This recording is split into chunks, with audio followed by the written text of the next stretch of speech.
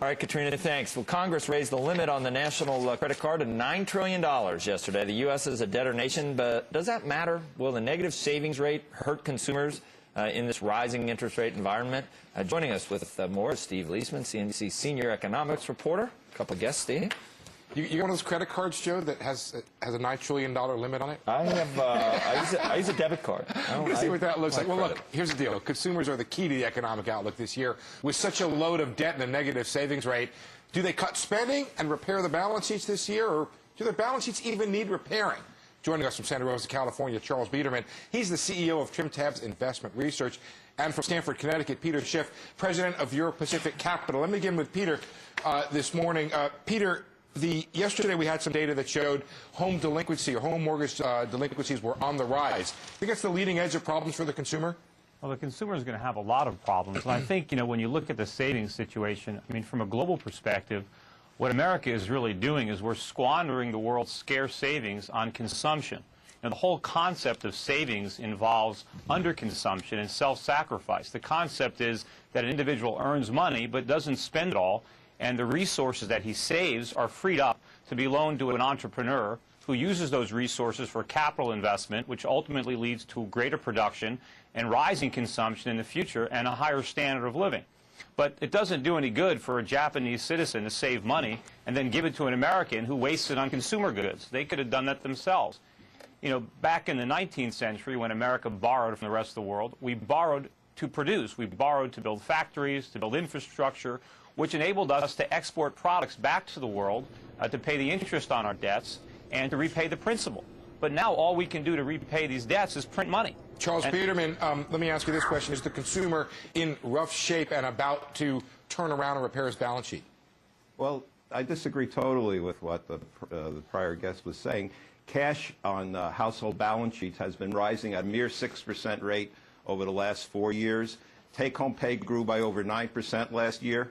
Yes, there is a balance of payments deficit, but what the balance of payments deficit doesn't count was that U.S. holdings of foreign equities rose by $1 trillion last year, a lot more than a $700 billion increase in the balance of payments deficit. And that doesn't include the increase in the value of foreign wholly owned subsidiaries of U.S. companies. Peter, so what about that, Peter? We own more of their stuff than they own of ours. At least that's the way it's growing. That's not the case. The foreigners own more assets in America than we own abroad. That's why we're the world's greatest debtor nation. Not true. We're not the world's greatest debtor nation? We are. Well, we also have a lot of equity. You're just looking at balance of payments and cash flows. How about the equity side of the equation? No, foreigners own... U.S. has a lot more. No, it's not so. It's not so. Look at the numbers in the...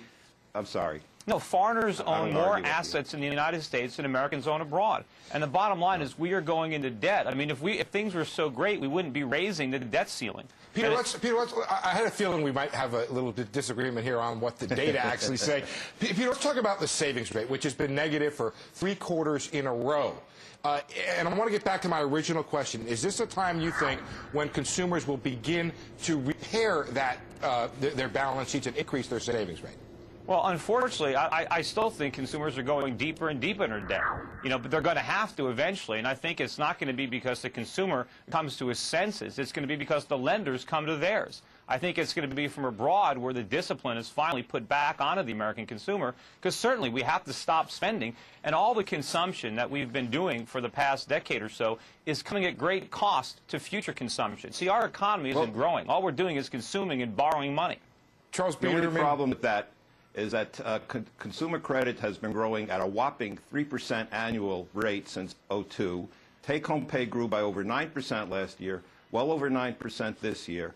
Higher interest rates mean more interest income. That is over $6 trillion. Yeah, it means more interest income. Instruments. It means more interest. More interest income for U.S. households. No, it's more interest income for the Japanese and the Chinese. Americans are paying interest. We're not receiving it. Foreign equity markets grew by over 20% last year. U.S. holdings of foreign equities, the value soared last year. The U.S. market was up minimally last year. Foreign holdings did not grow. The value is anywhere near. Oh, certainly. You got to look at both sides of the balance sheet, David. Peter, you got to look at equity and debt. I don't disagree that we're doing a lot better with our foreign investments than foreigners are doing with their U.S. investments, which is one of the reasons that they're going to stop investing here. They're wasting money. There's far better opportunities abroad than there are in the United States. But we are going into debt. Those are the realities. I got this panel together so that I could better understand the issue. At least I better understand that there's more questions out there. Charles Biederman, what's been happening to net home equity? And what we did here is we put a chart together that looked at the equity that people have in their homes, and it shows that it's declining slightly from about 62% to about 60%. Are people too much in debt relative to their homes, Charles? Home values are growing much faster than mortgage debt. Less than $1 trillion of mortgages are going to be resetting this year, and you compare that to the increase of several hundred basis points in short-term credit instruments held by households. Households are much better off in a slowly rising interest rate environment, then they're hurt. Take-home pay is surging. The consumer balance sheet is doing well. Yes, if the U.S. government stops spending as much money more money than it's taking in, that would help. I totally agree with that. Peter, Peter, real quick, last word. Yeah, quick point on housing. First of all, home equity does not represent savings. If anything, it represents a potential drain on savings, because the only way to access home equity is to either borrow against it or sell your house, but either way, it drains savings.